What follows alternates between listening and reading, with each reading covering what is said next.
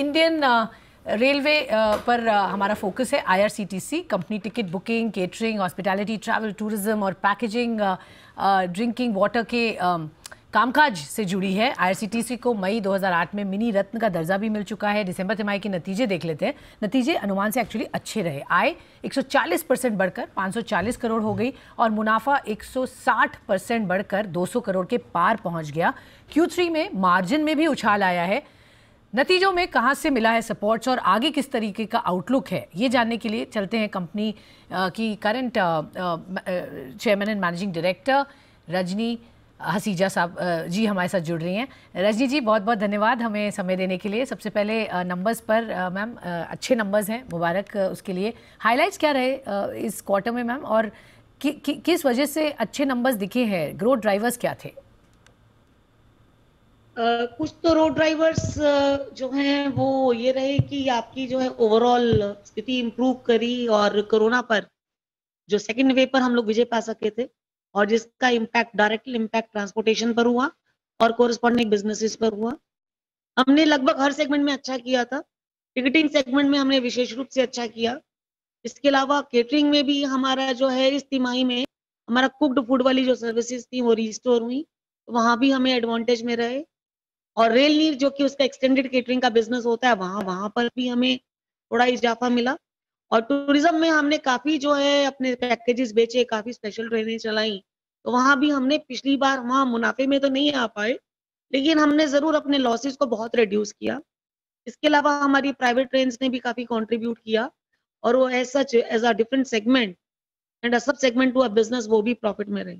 तो आप कह सकते हैं कि और हमारा स्टेट तीर्थ जो ट्रेनें थी वो भी टेक ऑफ करी, तो सभी सेगमेंट्स ने कंपनी के मुनाफे में जो इजाफा हुआ और बेहतर रिजल्ट्स के लिए कंट्रीब्यूट किया। ओके, तो ये सब कारण थे जिसकी वजह से नंबर्स अच्छे दिखे और आपने बखूबी समझाया कैसे यहाँ पर ट्रेंड्स भी हैं। बट सर मैम, टूरिज़्म क्योंकि शुरू हो गया था अक्टूबर में और ओमिक्रॉन आया जो तेज़ी से दिसंबर में, उसकी वजह से कुछ कैंसिलेशंस जो हमें देखे, उसका क्या फैक्टर इन किया गया है इन रिजल्ट्स में, और या उसका इफेक्ट हम अगले क्वार्टर में देखेंगे?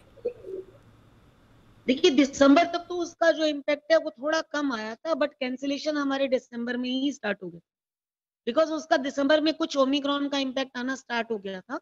और क्योंकि हम मास टूरिज्म में हम लोग ज्यादा काम करते हैं, तो मास टूरिज्म में दिक्कत आनी शुरू हो गई थी और जनवरी में तो उसका प्रभाव जो था वो बहुत ही स्पष्ट था, क्योंकि हमें कई ट्रेनें जो है वो कैंसिल करनी पड़ी थी। इवन हमें तेजस की फ्रीक्वेंसी को भी रेगुलेट करना पड़ा। बिल्कुल।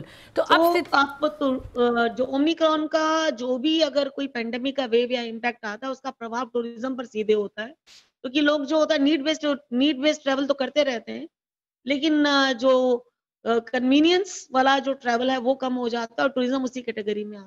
तो श्योर मैम। वहाँ हमें काफी जो है सेटबैक रहा, बट होप है कि अभी जो फरवरी में फिर से सब कुछ धीरे धीरे रिस्टोर हो रहा है और स्कूल भी खुल रहे हैं अब तो हमें अभी बहुत ही उसका कुछ इम्पैक्ट मिलेगा और हमें और बुकिंग जो ऑफर होगी और बुकिंग जहाँ बेहतर होंगी, चीज़ें खुल रही हैं, उसका असर हमें दिखेगा। आपकी कंपनी ने फ्रीक्वेंसी जो तेजस की है वो भी बढ़ाई है, जैसे रूट स्पेशली मुंबई अहमदाबाद। क्या ओवरऑल ऑपरेशंस की अगर मैं बात करूँ, फुली ऑपरेशनल हो गए हैं अब आप लोग, या कहीं कहीं अभी भी स्टार्ट करने की ज़रूरत है? क्या टाइमलाइंस है जब आपको लगता है आप एब्सोल्युटली बैक ऑन ट्रैक हो जाएंगे प्री कोविड लेवल्स पर? देखिए, जहां तक ट्रेन में पेंट्री कार वाला मूवमेंट है, तो जो ट्रेनें पेंट्री कार के साथ चलती हैं उसमें तो हम पिछली बार से ज्यादा हम लोगों ने ट्रेनों के जो कॉन्ट्रैक्ट है वो अवॉइड कर दिए हैं।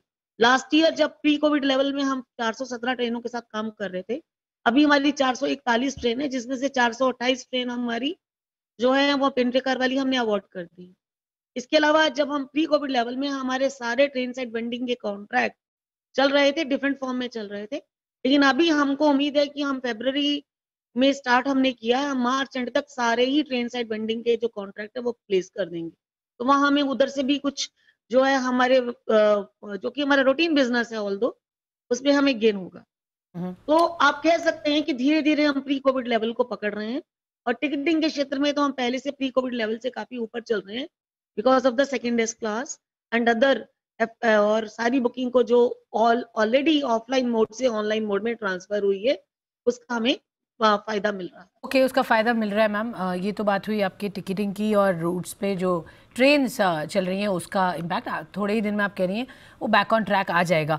अगर हम बात करें बजट की, और इस बार सरकार ने अनाउंसमेंट की 400 वंदे भारत एक्सप्रेस चलेगी, इसका क्या मायने हैं आपकी कंपनी के लिए? आपका रोल क्या होगा? IRCTC का यहाँ पर क्या कॉन्ट्रीब्यूशन होगा? वंदे भारत ट्रेन की एक तो हम बुकिंग प्रोवाइड कराएंगे, पहला कंट्रीब्यूशन ये होगा। तो वहां तो जो नॉमिनल इजाफा होगा उस ट्रेनों की सीट बढ़ने से वो तो रहेगा ही। इसके अलावा भी मिनिस्ट्री वंदे भारत जो ट्रेनों को चलाएगी, हम ये मान के चलते हैं क्योंकि ये प्रीमियम ट्रेन है तो इस पे केटरिंग की सर्विसेज कोई ना कोई होगी, तो वो गेनर भी IRCTC हो सकती है। अब इसका जो बिजनेस मॉडल होगा IRCTC is ready for that, I can only say at this juncture. Okay, जो भी मॉडल होगा आप उसके लिए तैयार हैं। ऑल्सो जो क्रूज़ के लिए आप पैकेजेस ऑफर कर रहे हो, उसमें कितना रेवेन्यूज़ इस वक्त मिल रहा है? क्या पोटेंशियल है? अब जैसे जैसे चीज़ें खुल रही हैं तो क्या प्रोजेक्शंस रखे हैं मैम? और कंपनी के पास ने बस बुकिंग भी जो स्टार्ट की है उसमें कितना रेवेन्यू आ रहा है? ये दोनों ही मॉडल्स का थोड़ा सा हमें प्रोजेक्शंस बताइए मैम। देखिए, बस बुकिंग तो हमने जब शुरू की थी तो साथ ही हमें पहले first wave, then second wave, then third wave, so we were badly impacted, but now we may achieve a respectable level in this quarter because bus booking is picking up, and we have also started doing aggressive marketing for that. Cruise वाली booking हमारी बहुत hit हुई थी because एक दो cruise में issues हुए थे जो हमारे साथ नहीं हुए थे ऑफ कोर्स, लेकिन उसको लेके उसका एक साइड इम्पैक्ट आया था हमारे बिजनेस पर भी। अब फिर से हमारा गैंजेस रिवर के ऊपर अभी हमारा दिव्य काशी जो पैकेज हमारा चल रहा है उसमें भी हमारी एक क्रूज की एक यात्रा है। तो हम हमारा जो है जितना भी रिवर में जो हमारे चलने वाले डोमेस्टिक क्रूज हैं अभी उस पर फोकस है। इंटरनेशनल क्रूज पर तो ऑफकोर्स है ही। जैसे जैसे स्थिति और वीजा कंडीशन नॉर्मल होगी तो इंटरनेशनल क्रूज में सेल में बढ़ोतरी होगी, लेकिन तब तक हमारा फोकस ज्यादातर डोमेस्टिक क्रूजेस पर रहेगा और वहां हम अभी पूरी मेहनत कर रहे हैं, बट रिजल्ट के लिए कोई फोरकास्ट करने के लिए समय।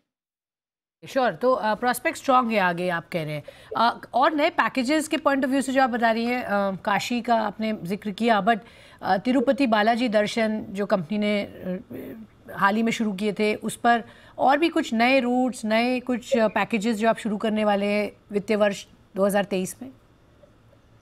इस बार जो हमने एक नया पैकेज निकाला है हम दिव्य काशी पैकेज है, और जिन पर हम काम कर रहे हैं वो पैकेज हमारा नमामि गंगे पूरी जगन्नाथपुरी वाली यात्रा है, हमारी ज्योतिर्लिंग वाली यात्रा है, जिसको कि हम डीलक्स ट्रेन के माध्यम से कराने का प्रयास करेंगे। और दिव्य काशी में हमने काशी का एक स्पेशल पैकेज बनाया जो कि 5 दिन का पैकेज है, और वो एक हम हमारा जो डोमेस्टिक सर्किट पे हमारी डीलक्स ट्रेन चलती है उसके माध्यम से हमने एक स्टार्ट किया है। मुझे बताते हुए बड़े हर्ष का अनुभव है कि हमारा ये ऑलमोस्ट फुल्ली सोल्ड पैकेज हो गया है, so it has been received very well in the market. इसके अलावा हमारा जो है, आप जो तिरुपति पैकेज की बात कर रही हैं, और तिरुपति के लिए हम बराबर हम चलाते रहते हैं। इनफैक्ट हमारी काफी बड़ी टीम वहाँ प्लेस्ड भी है तिरुपति में। तो हम तिरुपति का पैकेजेस को अभी हम खाली रीसेलिंग के मोड में दोबारा से उसको मोमेंटम बनाया है हम लोगों ने, और हमें उसका फायदा मिल रहा है। हाँ, मोमेंटम बना है और उसका फ़ायदा दिख रहा है। कोई रिवीजन होने वाला है केटरिंग लाइसेंस फीस जो कि कंपनी प्लान कर रही है? कितना वहाँ पर आपको फ़ायदा दिख रहा है मैम? कुछ रिवीजन वहाँ पे प्राइसेस का? जो लाइसेंस फी में जो प्राइसिंग का इजाफा होगा that is based on the assessment. वो असेसमेंट फैक्टर जो होता है दो पीरियड्स के ऊपर बेस्ड होता है, that is one lean period and other is the peak period. वो कैलकुलेशन अभी होनी बाकी है, उसका जो इम्पैक्ट आएगा वो अगले फाइनेंशियल ईयर में ही देखने को मिलेगा।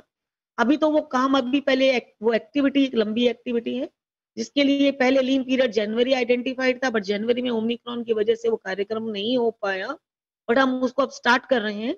और पीक पीरियड में हमें होली का बेनिफिट मिलेगा जो कि हमारा पीक पीरियड माना जाता है। तो हम जब वो असेसमेंट फैक्टर पर अराइव एट हो जाएंगे then only we'll be able to comment upon the incremental rise in the licence fee. Okay, तो पीक व्हाटएवर द केस।